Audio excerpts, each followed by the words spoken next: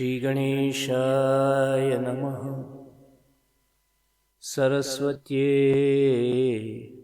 नमः। श्रीरामचन्द्राय नमः। सद्गुरुदेव परमात्मने नमः। मानव जीवन और भागवत धर्म, इसे हम जानते हैं। अब तो सुनिए। श्रीमद् भागवत की प्रवृत्ति सत्यम परम धीमहि से होती है। हम परम सत्य का चिंतन करते हैं। हमसे मतलब वक्ता, श्रोता, गुरु, शिष्य सब। कोई स्थिति प्राप्त करना श्रीमद् भागवत का लक्ष्य नहीं है। कोई सविचार रहे कि निर्विचार हो जाए। समाधि शास्त्र का परम तात्पर्य है, ऐसा नहीं। श्रीमद् भागवत एक दृष्टि देता है, और ऐसी दृष्टि देता है जिससे आप समाधि में भी और व्यवहार में भी, दोनों में सुखी रहें। श्रीमद् भागवत ऐसा ज्ञान देता है जो लोक व्यवहार में भी और परमार्थ में भी एक सरीखा उपयोगी है। ग्रंथ के प्रारंभ में विष्णुम परम धीमहि नहीं बोला गया, शंभु परम धीमहि नहीं बोला गया, भानु परम धीमहि, धीयाम परम धीमहि। हम गणेश, शंभु, शक्ति, सूर्य, विष्णु, भिन्न भिन्न रूप वाले भिन्न भिन्न देवताओं की वंदना करते हैं।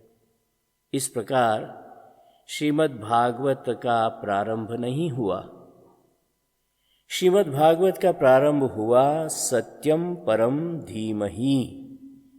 जो परम सत्य है उसका हम चिंतन करते हैं, परम सत्य का ध्यान करते हैं, शास्त्र दृष्टि देते हैं, और ऐसी दृष्टि देते हैं जो हमारी प्रत्येक अवस्था में हमारे लिए उपयोगी हो।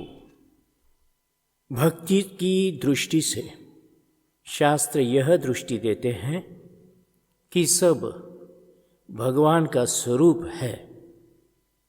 तत्व दृष्टि से शास्त्र यह दृष्टि देते हैं कि सब परमात्मा है।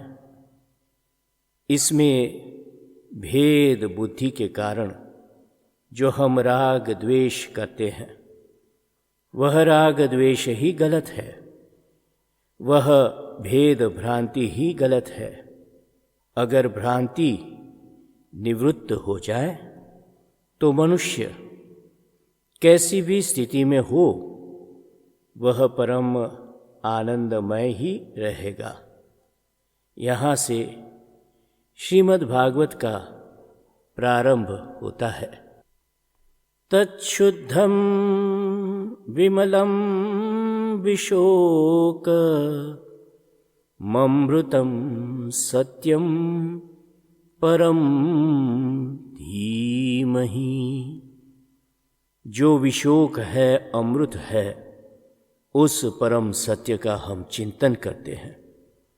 इसका अभिप्राय है कि श्रीमद् भागवत किसी एक गुट के द्वारा, किसी एक संप्रदाय द्वारा माने हुए सत्य का प्रतिपादन नहीं करता है।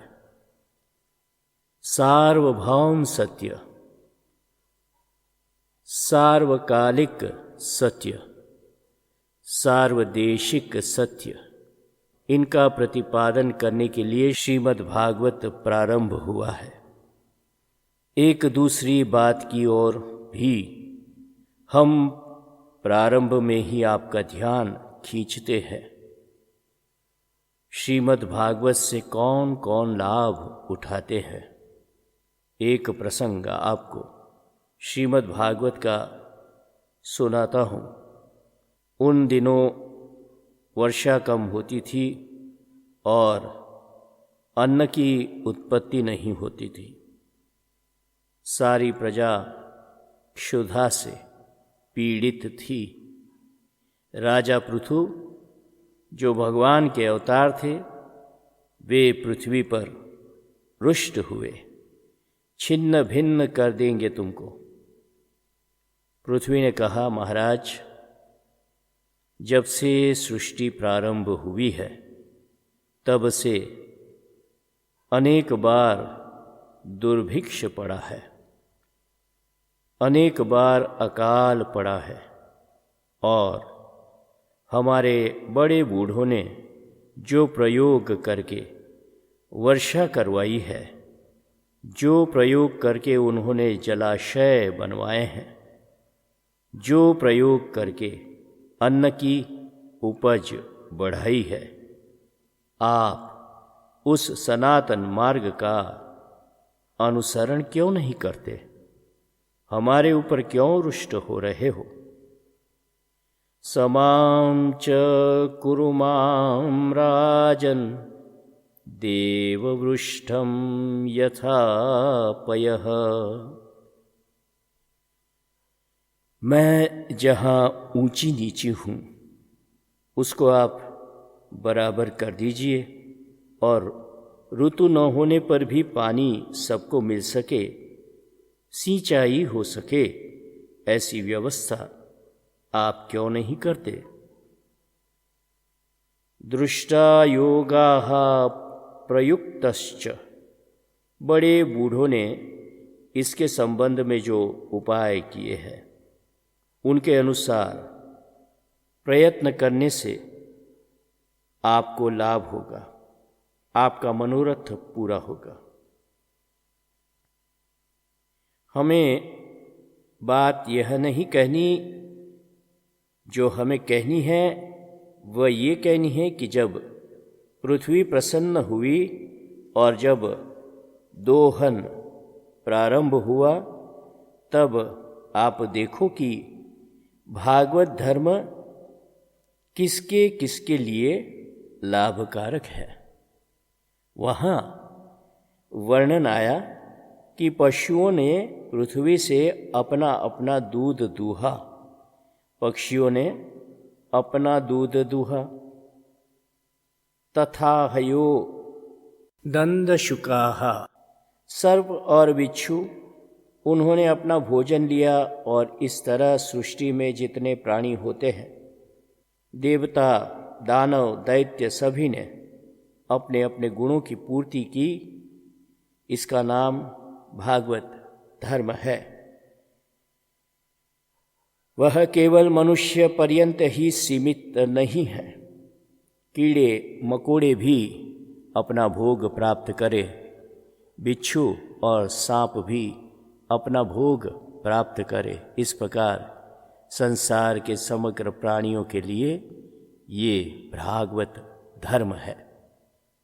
यहाँ तक कि पृथ्वी में जो दोष है उसकी निवृत्ति भगवान करते हैं, जो जल में दोष है उसकी निवृत्ति भगवान करते हैं। कालीय दमन आदि प्रसंग इसके लिए है।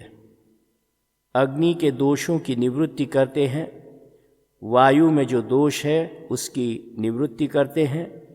सारे श्रीमद् भागवत में न केवल मनुष्यों के लिए बल्कि संपूर्ण प्राणियों के लिए और संपूर्ण तत्वों के शोधन के लिए जो विधि विधान अपेक्षित है उन सब का वर्णन किया हुआ है। यदि ऐसा न हो तो भागवत धर्म ही नहीं हो सकता। भागवत धर्म उसको कहते हैं जो भगवान की प्रजा के लिए हो। जो भी भगवान से पैदा हुआ है, चाहे तत्वात्मक सृष्टि हुई हो, सर्ग हो, और चाहे विविध प्रजात्मक सृष्टि हुई हो, विसर्ग हो, सबके कल्याण के लिए जो धर्म है उसको भागवत धर्म कहते हैं। और जब सबके कल्याण के लिए भागवत धर्म है तो उसमें Asia, Africa, Europe, America, Australia कोई भेद नहीं हो सकता। वह तो सबके लिए कल्याणकारी होता है।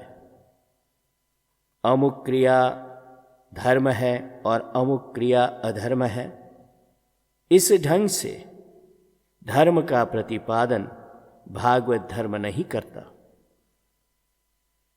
अमुक वस्तु धर्म है, इस दृष्टिकोण से भी श्रीमद् भागवत धर्माधर्म का प्रतिपादन नहीं करता, क्योंकि वस्तु और क्रिया ये इंद्रियक उपलब्धि है गुण और दोषों की, अतः उसकी अपेक्षा से गुण रूप और दोष रूप होते हैं।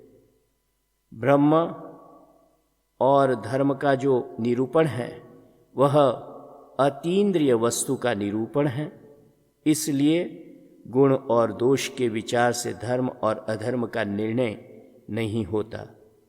विधि और निषेध के विचार से धर्म अधर्म का निर्णय होता है। एक बात आप अपने ध्यान में ले कि श्रीमद् भागवत केवल सत्य के संबंध में जो सर्वत्र भरपूर है, बल्कि सर्वत्र कहने से जो देश का बोध होता है उस देश को काट करके भी परिपूर्ण है। श्रीमद् भागवत का सत्य सार्वकालिक है, बल्कि काल को काटकर जो कालातीत का बोध होता है वह सत्य है। वस्तुओं के भेद को काट करके वस्तुओं में रहने वाला जो सत्य है उसका प्रतिपादन है। इसलिए उसको एक कक्षा में ही सीमित कर देना कि केवल समाधि लगाने से भागवत धर्म होता है, नहीं, वहाँ तो निरर्थक कर्म भी भागवत धर्म होता है, ऐसा वर्णन आया है। एक आदमी को डर लगा और वह भागा। फिर उसके मन में आया कि उस मंदिर में भगवान है, वहाँ जाकर छिप जाऊं। इतने में ही वह मर गया रास्ते में। तो भागवत धर्म हो गया। कैसे? क्योंकि उसका उद्देश्य भगवान के पास पहुंचना हो गया। केवल सत्य का अनुसंधान करना, संपूर्ण प्राणियों का हित करना, देश काल वस्तु में सीमित न होना, नारायण मानव की तो विलक्षण गति है।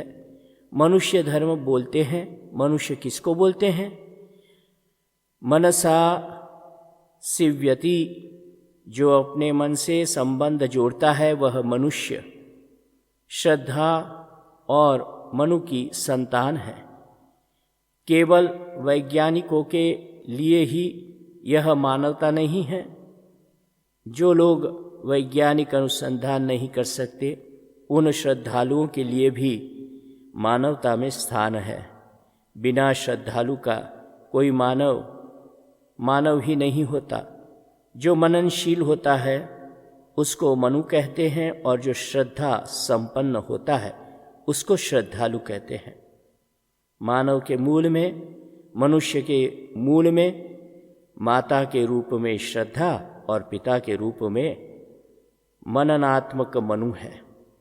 मनुष्य उसको कहते हैं जो विचार और श्रद्धा दोनों के द्वारा संचालित हो।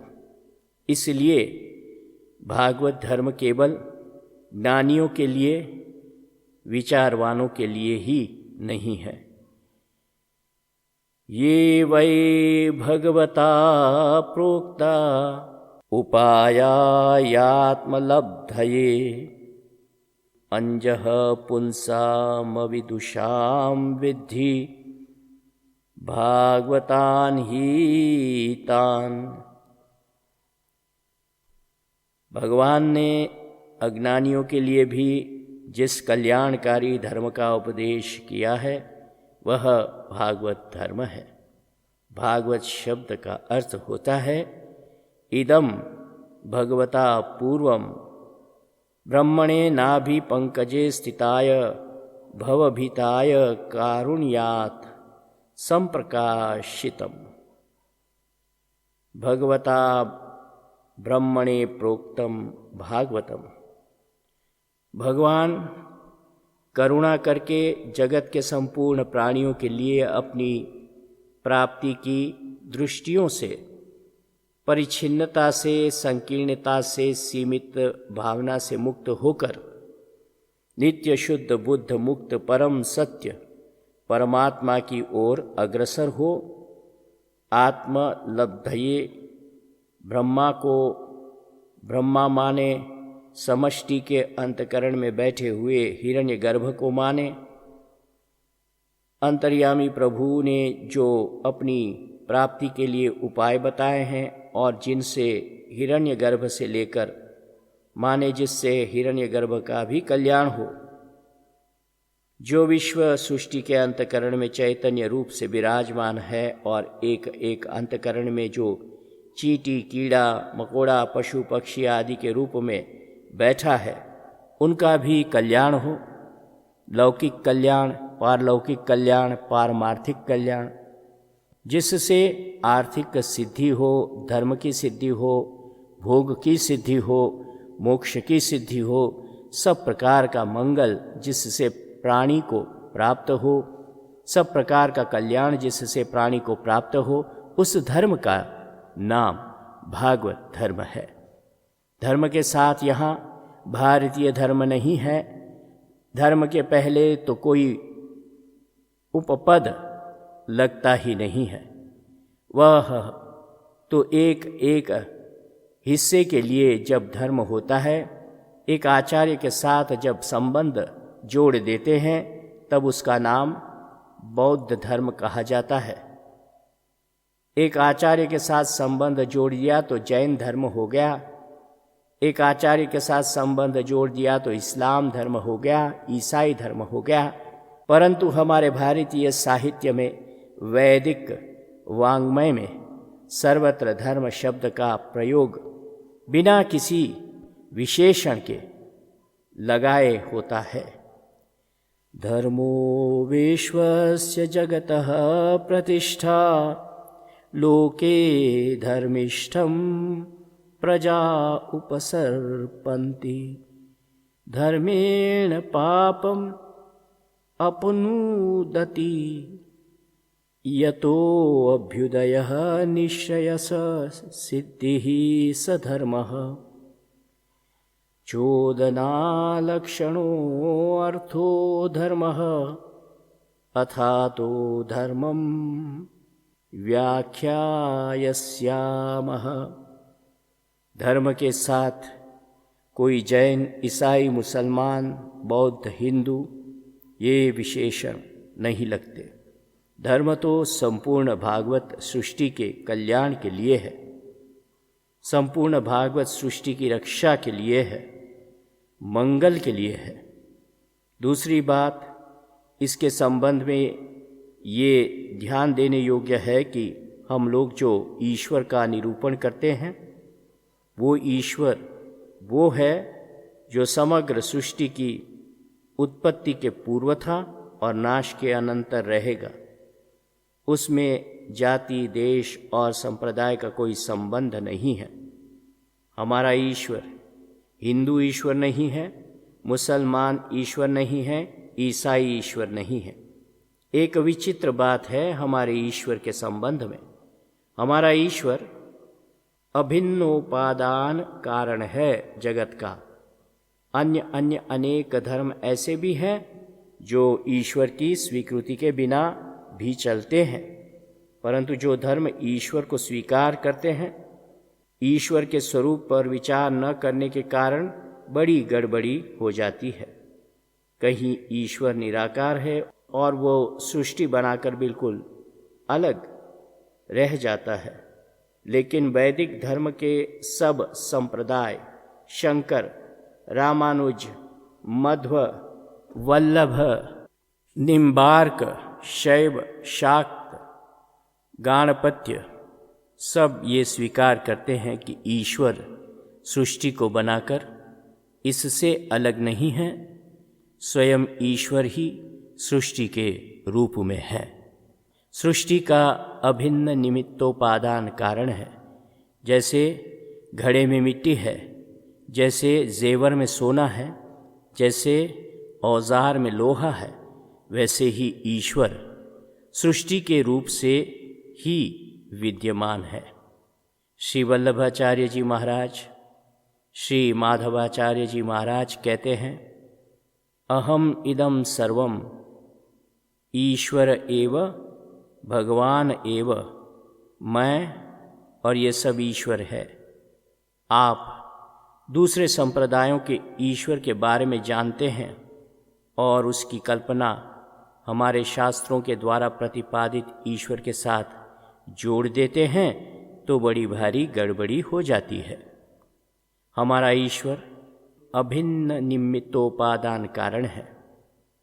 ये बात दूसरी है कि विवर्ती है, परिणामी है, अपरिणामी है, अविकृत है, परंतु इस सृष्टि के रूप में साक्षात ईश्वर विद्यमान है। वह कहीं निराकार होकर सातवें आसमान में बैठा हुआ नहीं है। हमारे जीवन में है, हमारे बोलने में है, हमारे चलने में है, हमारे देखने में है, हमारे खाने में है, हमारे सोने में भी है। कहने का अभिप्राय ये है कि इसी कारण केवल निर्विचार दशा ही ईश्वर प्राप्ति नहीं है, केवल समाधि ही ईश्वर प्राप्ति नहीं है। जहाँ जहाँ चलऊँ सोई परिक्रमा, जो जो करो सो पूजा। ये समदृष्टि हमारे ईश्वर के ज्ञान के साथ साथ जुड़ी हुई है। प्राणी के कल्याण की जो बात श्रीमद् भागवत में है और खास करके आपके कल्याण की जो बात है, संपूर्ण मानव जाति के कल्याण की जो बात है, वह हम श्रीमद् भागवत धर्म के रूप में आपको सुनाने की चेष्टा करेंगे। ये था श्रीमद् भागवत धर्म का इंट्रोडक्शन, एक जिसे कहते हैं कि यह आमुख है, मानव जीवन और भागवत धर्म का आमुख। आगे आप सुनेंगे मानव जीवन और भागवत धर्म के बारे में। संपूर्ण भागवत के जितने भी स्कंद है उसमें से संक्षिप्त में मानव धर्म को समझाने की बात हम आपसे कहेंगे और इसे आप सुनते रहना, फॉलो करते रहना। तो हम पहला स्कंद लेंगे, इसके बाद उसे भी आप जरूर सुनना। आखिर में 12वां स्कंद होगा। इस तरह से 19 भागों में आप ये वीडियो सुनेंगे। जय सिया राम।